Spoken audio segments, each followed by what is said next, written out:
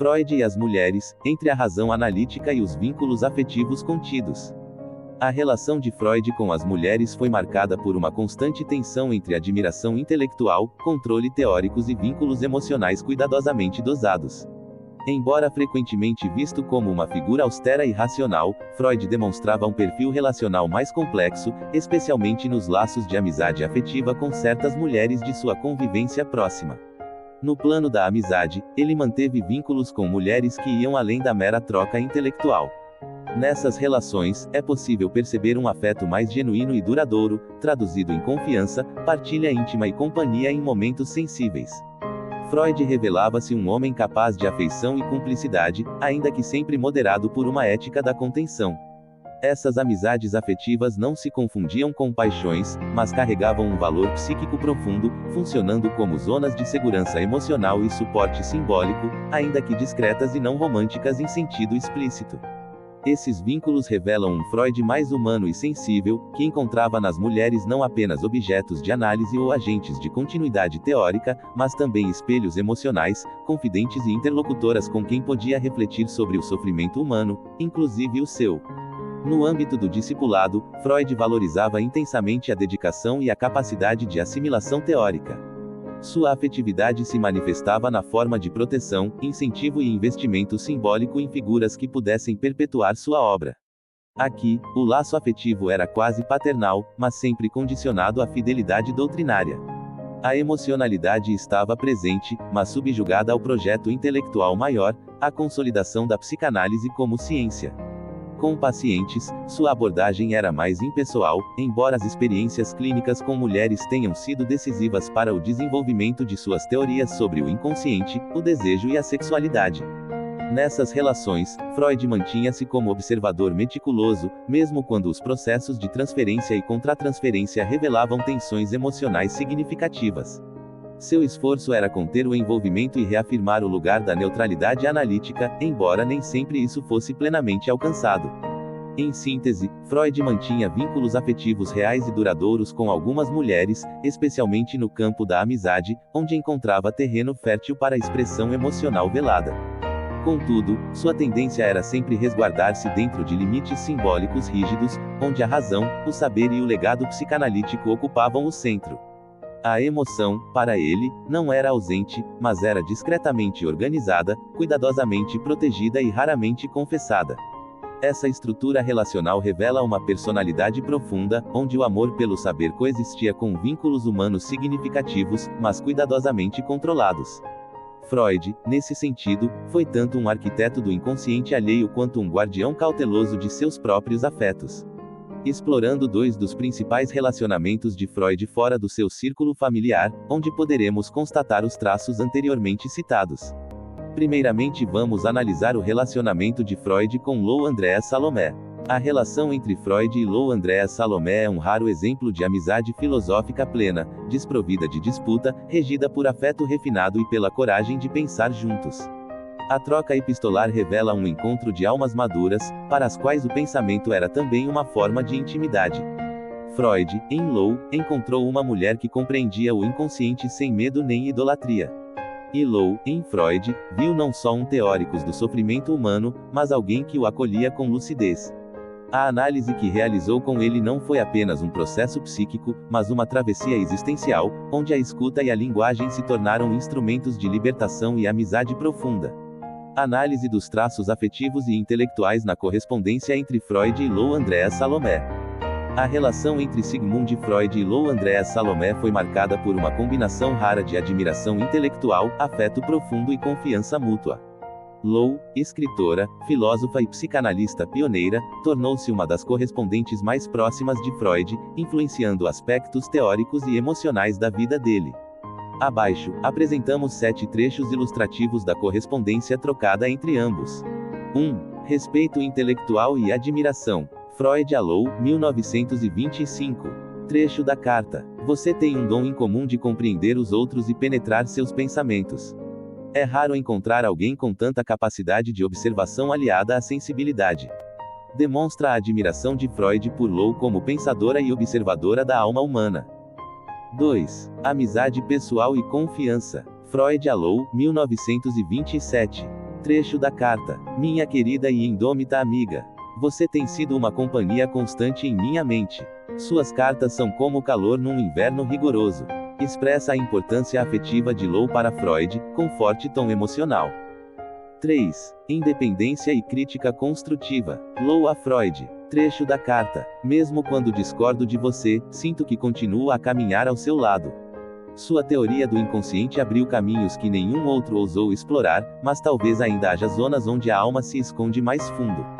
Mostra a liberdade de Lou em criticar Freud com respeito, sendo reconhecida por ele como interlocutora à altura. 4. Reflexões existenciais compartilhadas. Freud a Lou, 1916. Trecho da carta. Nunca mais este mundo será para mim um lugar alegre. A ferida é profunda demais. Ainda assim, escrevo a você porque sei que entenderá. Indica a confiança de Freud na empatia de Lou durante o trauma da Primeira Guerra Mundial. 5. Reconhecimento duradouro. Freud, 1935. Trecho da carta. Entre todos os meus interlocutores, você foi sempre uma das mais valiosas. Mesmo quando envelhecemos, essa amizade permaneceu intacta, talvez até mais verdadeira. Afirmação do vínculo duradouro e afetivo que resistiu ao tempo. 6. Amizade amorosa e ternura. Freud a Lou, 1922. Trecho da carta. Às vezes penso que você é como uma filha que nunca tive, noutras como uma irmã de alma. O fato é que me sinto inexplicavelmente ligado a você, além das palavras. Esse trecho revela um elo emocional profundo e íntimo, com tons de ternura familiar e afetiva. 7. Afeto silencioso, mas presente.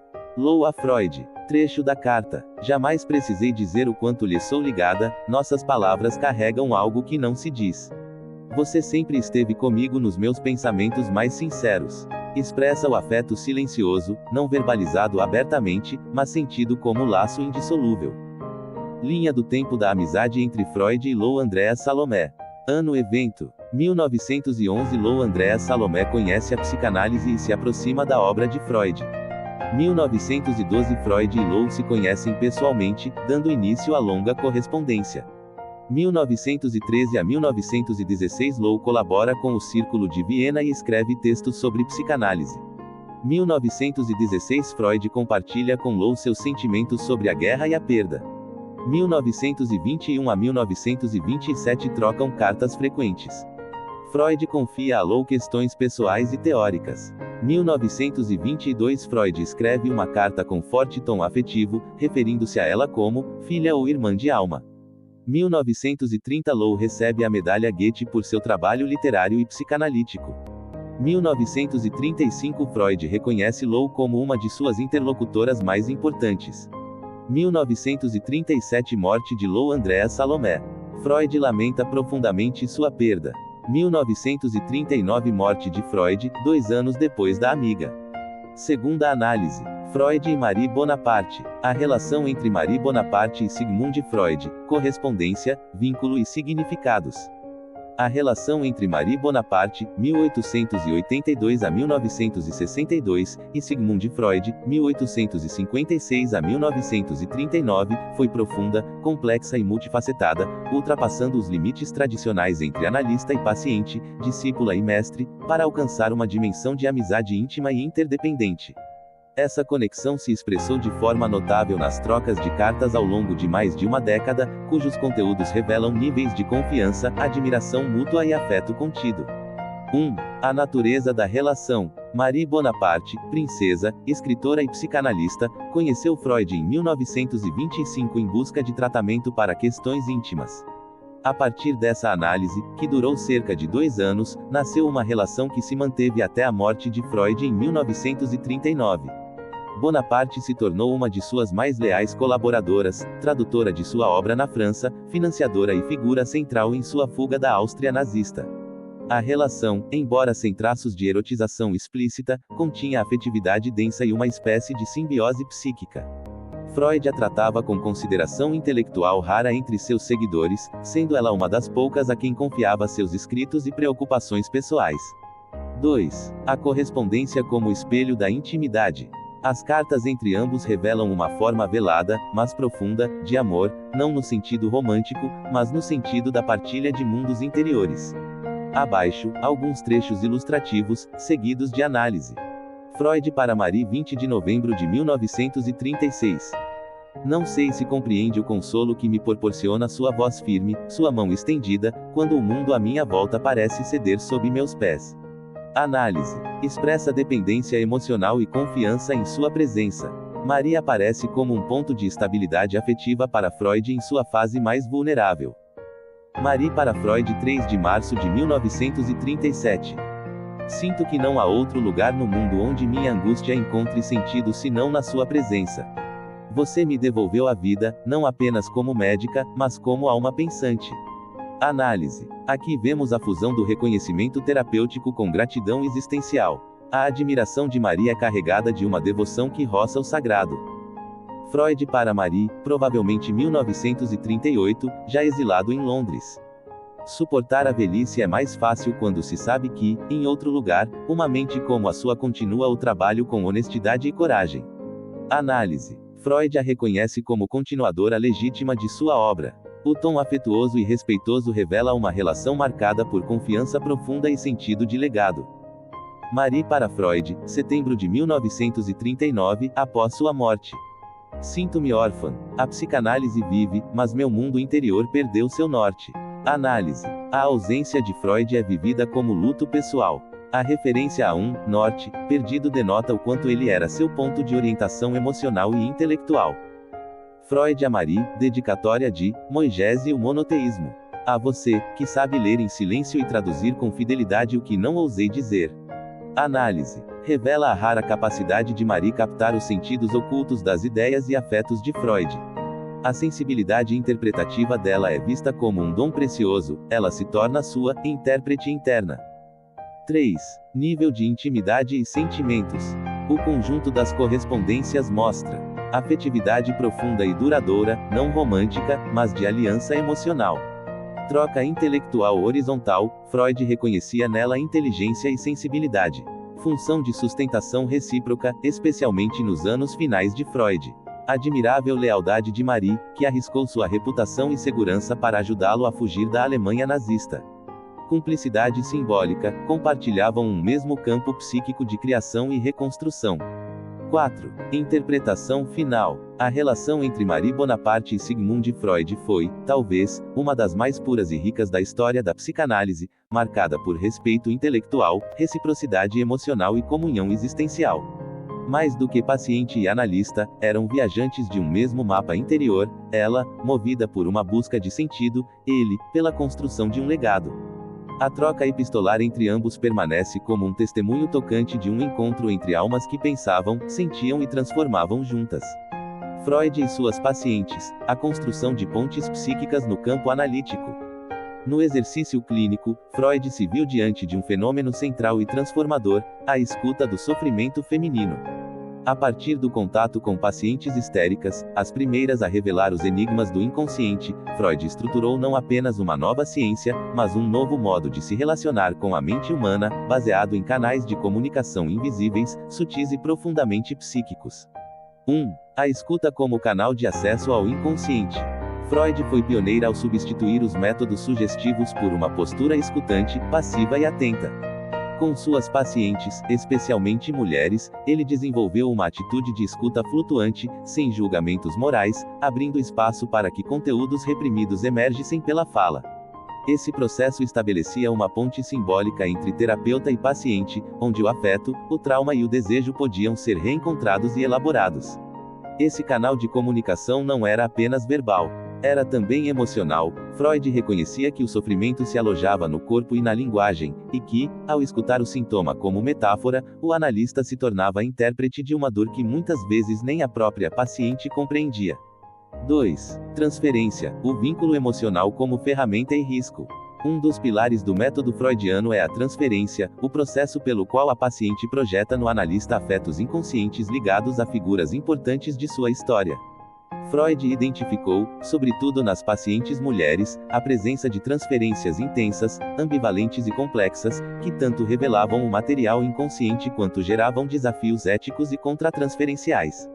Freud lidava com esse vínculo com uma postura de contenção racional.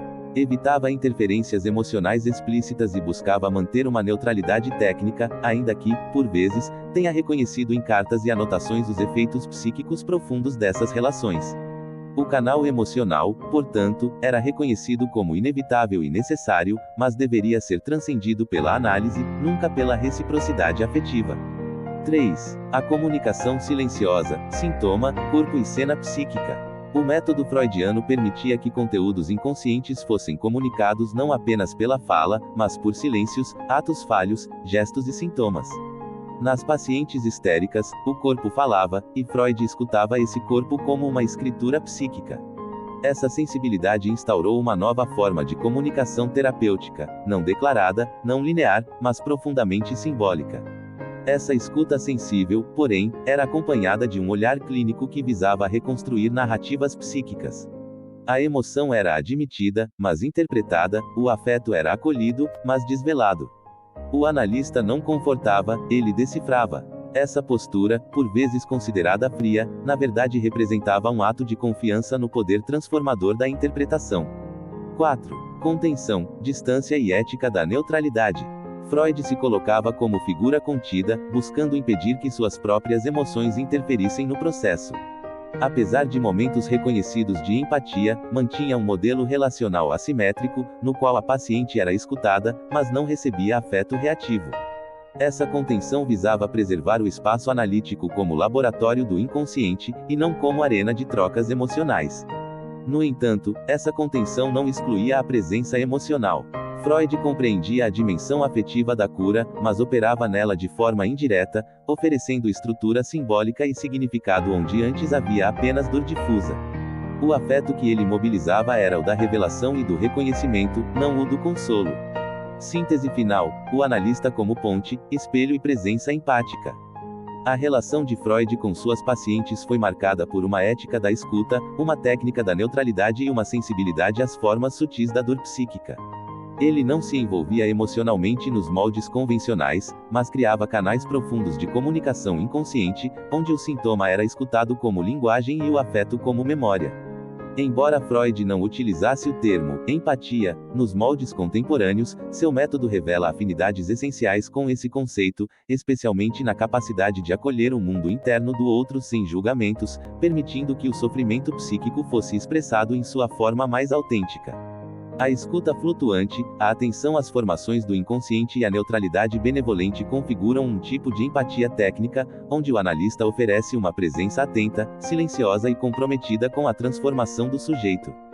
Freud compreendia que curar não era consolar, mas criar um espaço psíquico onde o inconsciente pudesse emergir sob o olhar acolhedor, porém estruturante, do analista.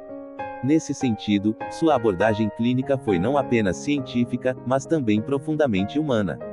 Ele reconhecia que o sofrimento precisava ser legitimado, simbolizado e reintegrado ao eu, e isso exige não apenas interpretação, mas uma forma refinada de empatia analítica, onde o analista sente com, sem se confundir com. Portanto, a postura freudiana, embora vestida de rigor técnico, contém os traços de uma empatia contida, estruturante e transformadora, capaz de sustentar o processo terapêutico sem invadir, consolar ou dominar. O afeto não era explícito, mas estava presente na forma de escuta respeitosa, tempo dedicado e compromisso com a verdade psíquica de cada paciente. Freud, nesse horizonte, pode ser visto como um arquiteto da escuta empática no campo clínico, alguém que soube transformar o silêncio em canal de expressão, e a neutralidade em espaço de acolhimento simbólico.